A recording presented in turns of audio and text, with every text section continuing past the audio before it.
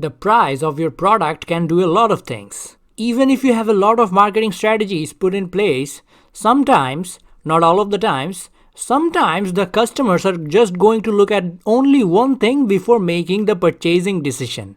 That is the price of your product or service. And if set properly, the pricing policy can tell a lot of things about the business and the product to the customers itself. I am talking about things from the marketing perspective, but setting the pricing strategy is not just about the marketing department of the organization. Every single department needs to work together when setting the price. Robert J. Dolan came up with the 8 steps of getting the best pricing for your product or service. I'll talk about each of the steps at first, and then we will go through a broad example scenario where we are going to go through about how to set a price in these 8 steps. Alright, what are the steps of setting the price? First of all, understand the value the customers put on the product or service. Customers always have a set price in their mind based on a lot of things. So, before setting up a price, you have to think about how the customers are likely to value the product. We're still talking about the generic product level. And there are different ways a company can figure out what value does the target consumers put on a specific product. The second step is to try to find the variation in the value that the customers put on the product. Different customers are likely to put different values on the same product. The value they put on a product or service can depend on a lot of things. It can vary in the usage rate of the product or the intensity of the usage of the product as well. Different applications of the same product will in turn have different value in the mind of the customers. So there are these separate segments and you have to find the variation in the value that the customers put on the product. The third step is you have to assess the price sensitivity of the customers. Consumers are always going to look for the best value for the price they pay. And increasing the price can take away the consumer's willingness to buy from you. How sensitive are the target consumers to the price changes? The fun thing about today's day and age is you can literally buy the sensitivity data from different firms and see how much the quantity sold can change given 1% change in the price of the given product or service. And step 4 is to make an optimum pricing structure. What are you going to charge per product, and are you going to create a bundling system for people buying in bulk? Are you going to provide discount on the quantity being sold, or is there bundle pricing in place? In different scenarios, one product can be sold to both individual buyers and industrial firms. The amount being bought is not going to be the same to these two groups. What are you providing to these two groups? What is the overall pricing structure? I'll give examples of different pricing structures in the example section, don't worry about it. Now step number 5. You have to keep your competition on your mind when setting up the price. In an ideal market, you will definitely have competition. And when you set a price on your product, the competition is going to try and do anything they can to undermine your pricing strategy so that they can attract more customers. The first thing you have to ask yourself is, what if you were the competitor? What would you do if you were in their shoes? And you also have to keep in mind what impact your move is going to have in the industry as a whole. How are your competitors likely to react, and what can you do to take care of it? Step number 6 is monitoring the prices at the transaction level. You need to think more in terms of the finances of the company. What impact it is going to have in the revenue being generated for the company. In different types of businesses, a lot of pricing conditions can be put in place.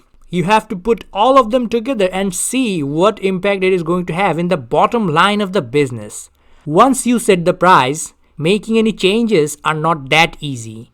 You have to see what happens when things go out and monitor it properly. And step number 7 is finding out the emotional response of the customers. Previously, I talked about finding out the customer response in terms of money, how they value the product. In this step, you have to find out how they are likely to feel about the product once they know the price. If they think a product price is not fair for them, they're not going to buy it in the first place, and the overall idea in the mind of the customer is going to be a negative one about the company.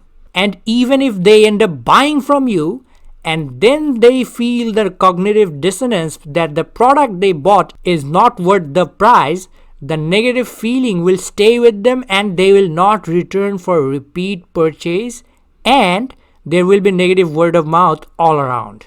On the other hand, if the customers can be convinced that they are getting a certain product at a great deal, they are likely to stick with the product in the long term. And that is why so many companies start out with such low price ranges that they have to wait for a long time before they start making any serious profit. And step number 8 is you have to figure out whether the returns you are getting is worth the cost. When you set the different price ranges for different users and make a structure, you need to make a forecast on how it would cost you to serve them. You might provide a big discount to your biggest buyers, but discount means your cost would be slightly higher. Make sure that the target market serves you properly as you are going to serve them. Now let's talk about an example scenario. Let's say you are a tire manufacturer. You can already see where I am going with this. You are not going to make only one type of tire for the entire market. You are a new tire manufacturer and you have to set your pricing strategy in the market. Now let's go through the 8 steps. First of all, figure out what the customers generally value a tire. Just a general assumption. You're not setting your price at that point. Second, try to find the different buyers that are likely to buy the product and what value would they set to the tires. There would be people buying the tires for a spare on their cars, and there will be companies buying lots and lots of tires for their own business. Third, find the price elasticity in each of the segments. How are these potential customers likely to behave with the changes in the price? Fourth, set the pricing structure for the product. Are you going to sell bundles? Of course you can sell bundles. As for tires, it can help sell more easily. And is there going to be extra discount for the bulk buyers? Is the unit price going to remain the same after a certain point, or is it going to go down gradually after some units? Fifth, there are others in the market. How are they likely to react when you announce the price structure? Can they change and match your price or upstage you easily? Again, what would you have done if you were the competitor? Sixth, what impact is the overall pricing strategy going to have on the bottom line? If you are yet to implement the strategy, make a forecast. And if you have done it, monitor the bottom line closely to see if you are making a profit or not. A business will only be able to continue if you can make a profit and enough people are buying from you. Seventh, try to understand the customer perception based on the price you have set. One-on-one market research and focus group interviews can be done to understand what they are likely to feel about the product and the prices they have to pay for it. 8. Make sure all the bundling and the bulk discount is actually worth the cost. Maybe you provided a great deal on a bundle, but there are not enough sales going on at that end. If that is the case, you are actually losing money on the deal.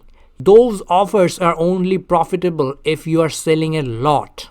If things don't go your way, you have to discontinue the offer and rethink your strategy. It is not easy to just change the pricing structure and strategy, but it needs to be done if you see the results are not going your way.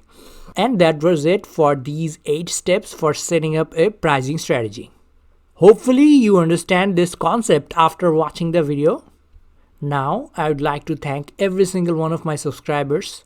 We have just reached 4,500 subscribers on the channel. Thank you so much for that, and let's hope we can keep going on. And now time for a bonus section. The Nobel Prize in Chemistry in 1920 went to this person. He won the prize for his work in thermochemistry. This is the official end of this video. Thank you so much for watching. If you're still watching, I really hope you have learned something new today.